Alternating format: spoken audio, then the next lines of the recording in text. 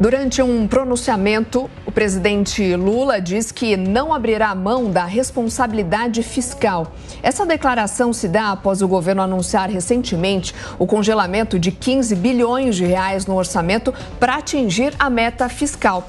Sobre este assunto, vamos conversar agora com a economista e ex-diretora da IFI, a Instituição Fiscal Independente, Vilma Pinto. Muito bom dia, Vilma. E já te faço, então, a primeira pergunta, né? Na avaliação da instituição, esses 15 bilhões de reais que já foram anunciados pelo governo federal, na sua avaliação, são suficientes para atingir, então, essa meta fiscal agora para 2024? Antes mesmo desse pronunciamento, na semana passada, o governo federal, durante aquele anúncio de investimentos do PAC, já havia adiantado, né, essa necessidade de se fazer mais cortes. E aproveito para te perguntar também se o governo está sabendo exatamente de onde conter esses gastos.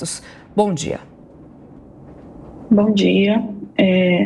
Bom, quando a gente olha a evolução das contas públicas e compara a projeção da IFE e a projeção do governo, a gente consegue observar que tem alguns pontos de descompasso, né, em relação ao que o governo está prevendo para o ano e o que a IFE está projetando.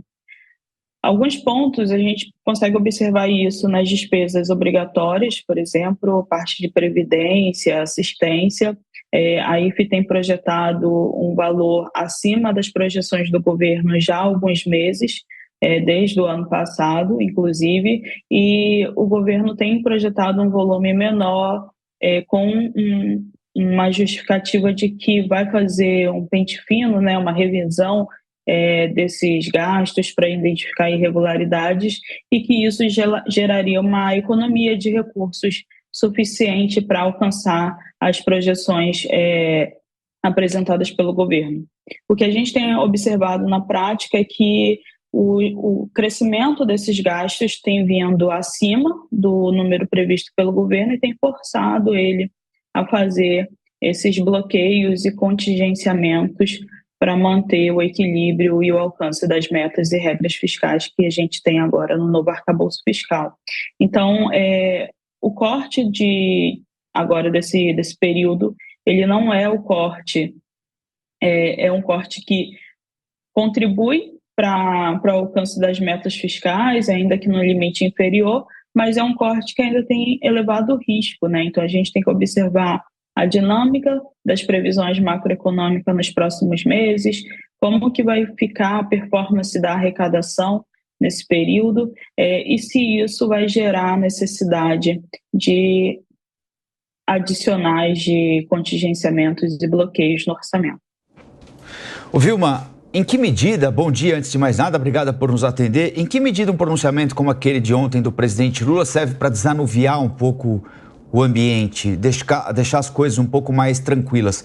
Só o entendimento do mercado e de partes da sociedade de que o governo está de fato comprometido com o ajuste fiscal ajuda a distensionar o ambiente?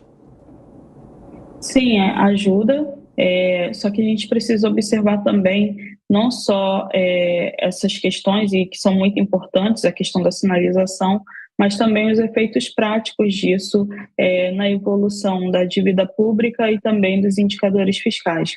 A gente tem observado nos últimos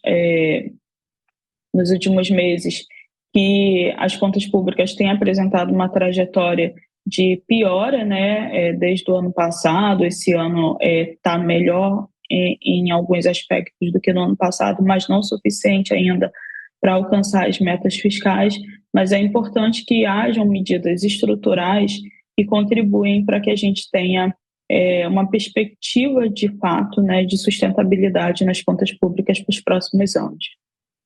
Cortes anunciados pelo governo federal, conversamos com a economista e ex-diretora da IFI, Vilma Pinto. Mais uma vez, Vilma, muito obrigada pela sua participação aqui no Jornal da Manhã. Até uma próxima. Até uma próxima, obrigada. Obrigado, Vilma.